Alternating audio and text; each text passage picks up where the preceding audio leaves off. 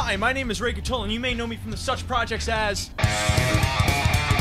You may also know me as the host of the internet's favorite harness handicapping show, North American Harness Update, which I host with these two guys, Mike Prebosi and Rod Adams Jr.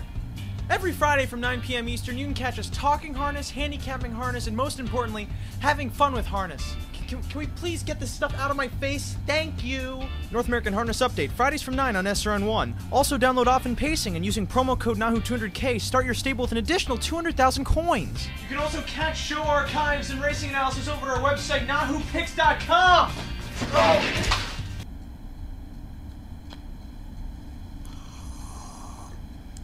We are live. Welcome, ladies and gents, to another live extra from North American Harness Update, this time presenting the $200,000 Hawthorne Racecourse Super HI-5 carryover mandatory payout this evening on its 9th race. I'm Ray Catola, joined by Mike Prebosi, Rod Adams Jr. Don't get them mixed up, because if you do, then it's just confusing for you. Now, guys, this is a 9-horse field. 9 winners of 2,000 in their last 5 starts, purse of $4,300. And we're going to be dealing with a high-5 pool potentially around $1 million plus, at least in my opinion. Woohoo! And first thing that I'm trying to figure out with this field is who are the possible contenders to win this race. Mike, starting with you, what do you see here?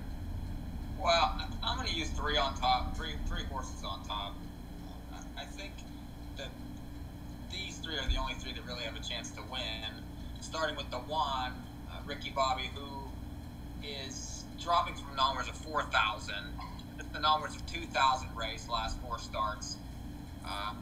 This horse draws the rail again. The last 2 starts are suspect, but they're at a higher level.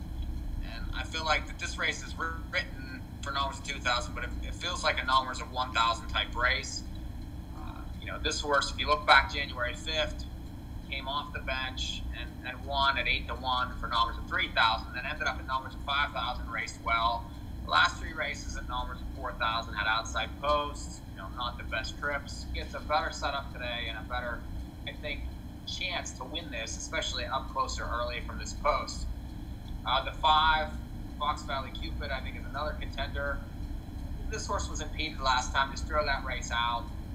Prior to that was racing in an overnight stake type thing, and didn't race bad, got the lead.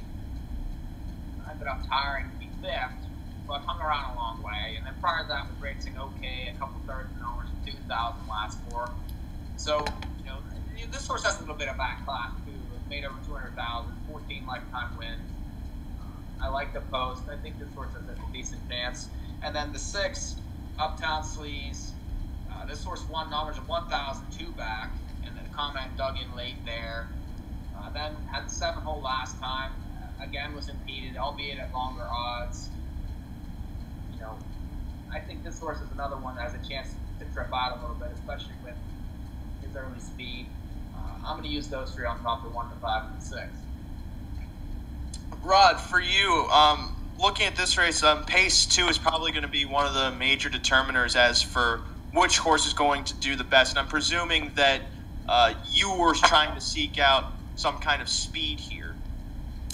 Actually, I'm going to go with a speed horse and a closer. I'll start with the 4 on top, Luke's Rocket Man. I think this horse, with the driver change to Mike Osting, is going to pop up, show a good mile.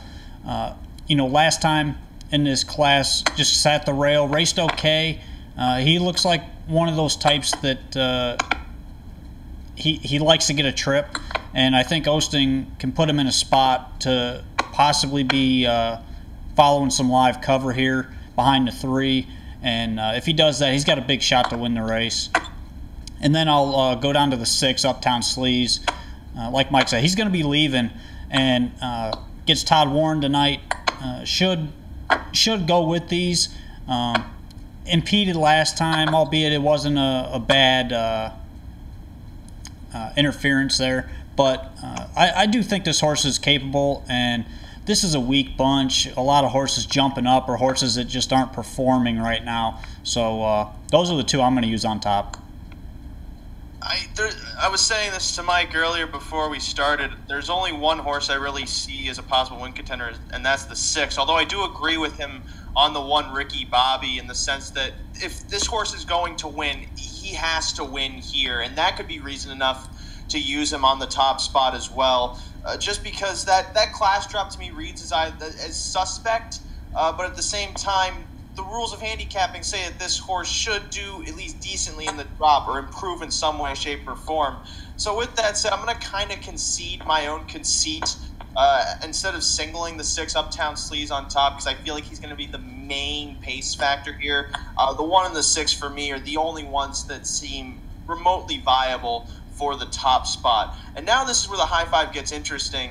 Mike, how do you disseminate the 2 through 5 spots on this ticket? Well, yeah, I'm going to use obviously the ones that I like on top throughout the ticket the entire way down. In the 2 hole, I'm going to use the 2 only with the other 3 horses. I feel like this horse comes off a judge's scratch. Prior to that was 3-1, numbers of 1,000, just missed by a neck. I like the post. I like the fact that the horse should be sort of near it early, and I'm going to use that one. I'm going to include the 7 then in the 3rd and 4th spots, who, this horse should be a price. Won last time, numbers of 1,000, albeit from a perfect trip. Doesn't necessarily like to win, but has a lot of shares. I feel like that this horse should have a chance to kind of get in the mix.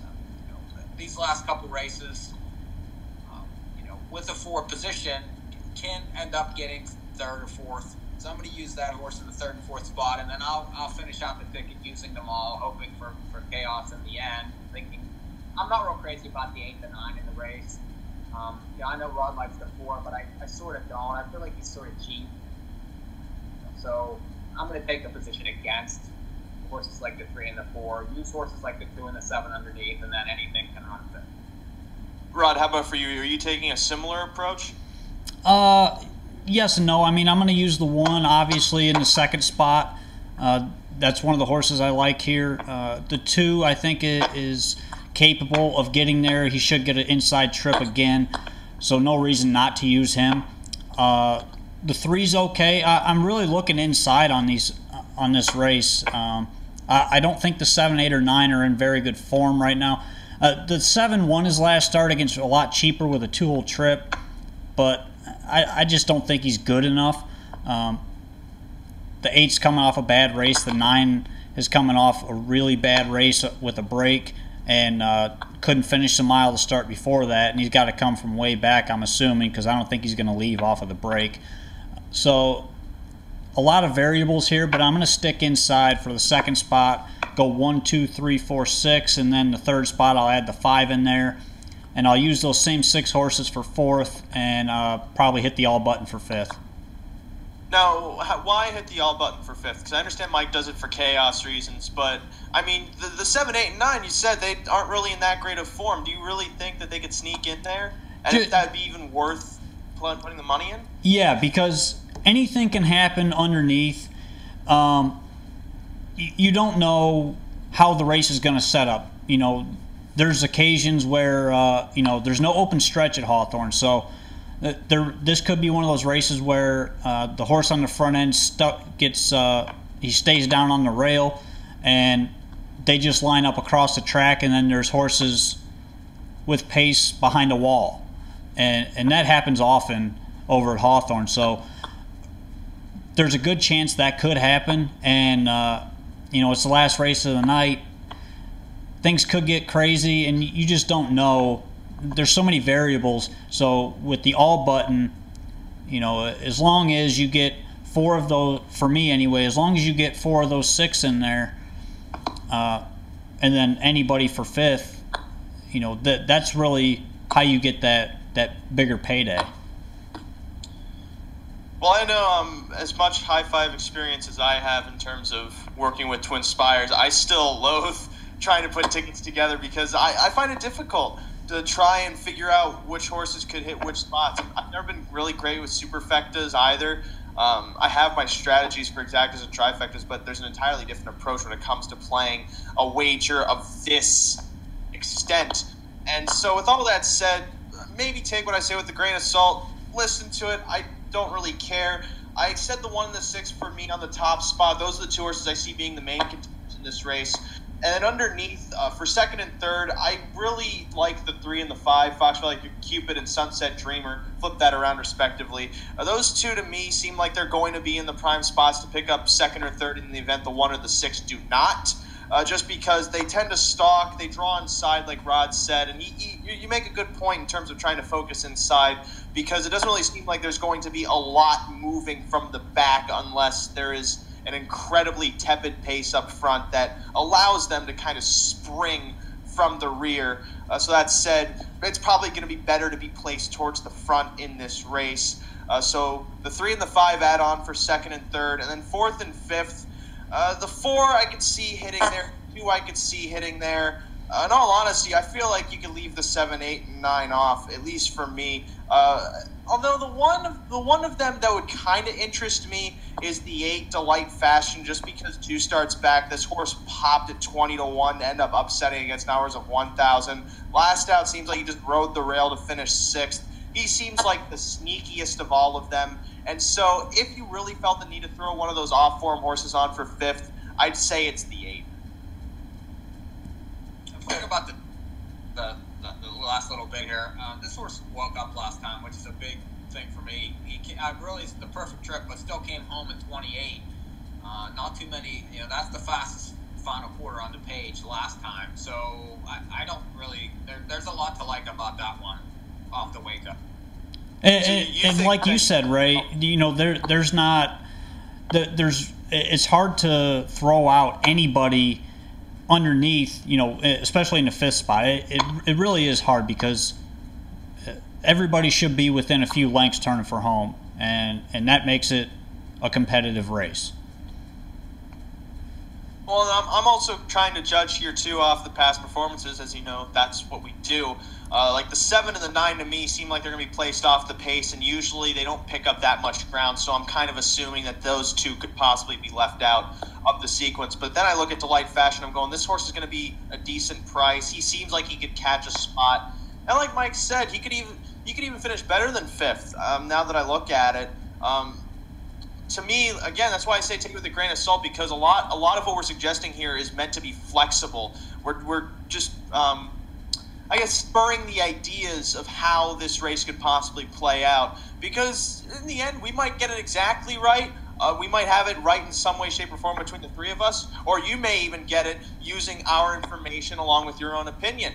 All that said, all that done, we hope you have a better idea of what this Super HI-5 is going to be in the 9th race tonight at Hawthorne Racecourse, tonight being Saturday, February 17th. Again, a $200,000 carryover with the mandatory payout, a pool of approximately $1 million probably going to happen. I have been Ray Catolo. They're Mike Rebosi and Rod Alms Jr. Make sure you catch North American Harness Update Fridays from 9 p.m. Eastern on 148.ca/1, as well as on Periscope, Facebook, YouTube, Instagram, any kind of possible social media where you can see faces of people. We're probably on it. And until that time comes, let's wait for the fat lady to sing her song. Cheers.